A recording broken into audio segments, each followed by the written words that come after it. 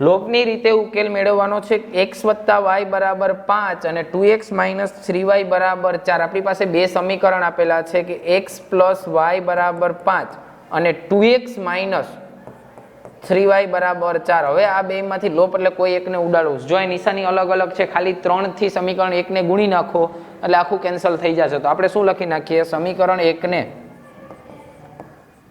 3 વડે ગુણતા અથવા 3 વડે ગુણી સમીકરણ નંબર 2 સાથે સરવાળો કરતા. જો બાદબાકી કરો ને તો નિશાની બદલે સરવાળો કરો તો કાંઈ થાય નહીં, જેમ છે એમ લખી નાખવાનું. કેટલાથી ગુણો? 3 થી. તો 3x પ્લસ 3y બરાબર 15. શું કામ 3 થી ગુણ્યા? તો કે y નો લોપ થઈ જાય. જો y ઉડી જાય છે, બીજાને કાંઈ ગુણ્યું નથી. આગળ 3 ને 2 5x બરાબર 15 ને 4 19.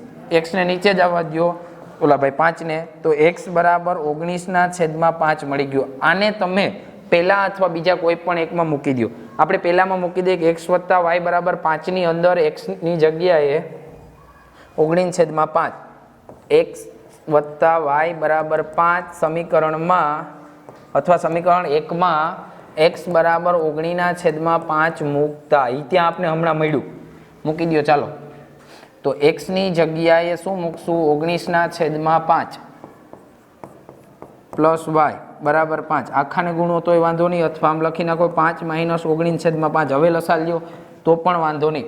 તો y બરાબર 5 લસા, તો આ 5 ના ગુણો 5 5 25 માઇનસ 19. 25 માંથી 19 કાઢી નાખો એટલે મળશે 6. તો y પણ મળી ગયો. લોપની રીતે ઉકેલ મળી ગયો.